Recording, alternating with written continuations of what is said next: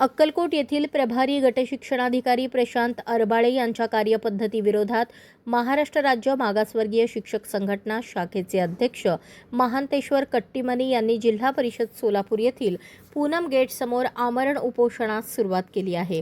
महांतेश्वर कट्टीमनी यांच्या वतीने करण्यात आलेल्या आरोपांनुसार विभागीय आयुक्तांचा अधिकार वापरून गेल्या 1.5 वर्षांपासून शिक्षकांच्या प्रतिनियुक्त्या केल्या जात आहेत। या संदर्भात 1.5 वर्षांपूर्वी अधिकृत तक्रार दाखल करण्यात आली होती, मात्र अद्याप कोणतीही ठोस कारवाई किंवा निर्णय झालेला नसल्याचा आरोप संघटनेने केला आहे। महांतेश्वर कट्टीमनी यांनी स्पष्ट केले की या प्रकरणी जिल्हा परिषदेचे प्राथमिक शिक्षणाधिकारी आणि मुख्य कार्यकारी अधिकारी हे जबाबदार आहेत। संबंधित अधिकाऱ्यांच्या दुर्लक्षामुळे शिक्षकांमध्ये तीव्र नाराजी पसरली असल्याचे त्यांनी सांगितले। याशिवाय संबंधित गट शिक्षणाधिकाऱ्यांविरोधात महिला शिक्षकांच्या काही तक्रारीही कार्यालयात प्रलंबित असल्याचा गंभीर दावा महांतेश्वर कट्टीमनी यांनी केला आहे। या तक्रारींची निष्पक्ष चौकशी करून तात्काळ कारवाई करावी, अन्यथा मंत्रालयासमोर संघटनेच्या वतीने आंदोलन छेडण्याचा इशारा महांतेश्वर कट्टीमनी यांनी दिला आहे। ते अन्याय केलेले झालेले शिक्षक माझ्याकडे आले। मी मागासवर्गीय शिक्षक संघटनेचा कोट तालुका अध्यक्ष आहे। ते लोक माझ्याकडे आले, आल्यानंतर त्याचा पाठपुरावा सुरू केलो। मी ते पाठपुरावा सुरू केलं। मग आता जवळपास 2 वर्ष होत आला।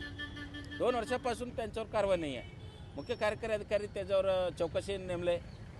मग त्या चौकशीचा झाला कधी 2025 जानेवारीला संपला, आता 26 जानेवारी संपला, अजून ते फाईल बाहेर येत नाही आणि माझ्यावर कारवाई केलेत।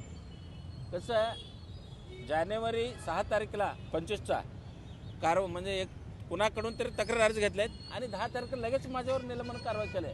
कारण काय, ह्यांचा जे विभागीय आयुक्तांचा जे अधिकार वापरून बदल्या केलेत त्याचं मी पुटअप करत होतो, त्यामुळे माझ्यावर कारवाई केलेत आणि 1 वर्ष सोडून मला ऑर्डर दिलेत आणि ते पण लांबच्या ठिकाणी।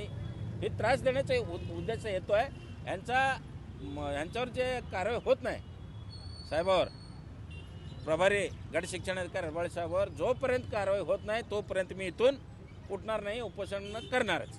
केलं नाही झालं मी मुंबईपर्यंत मंत्रालयापर्यंत जाऊन तिथं मी हे पुढचं मग उपोषण करणार, तिथं आत्मदहन करणार, मंत्रालयामध्ये जाऊन सुद्धा करणार। आता मी शिक्षण मंत्र्यांना दिलो आहे, मुख्यमंत्र्यांना दिलं पत्र, सगळ्यांना पत्र दिलं आहे। आता जर नाही कारवाई झालं पुढचा वेगळा आहे अजून।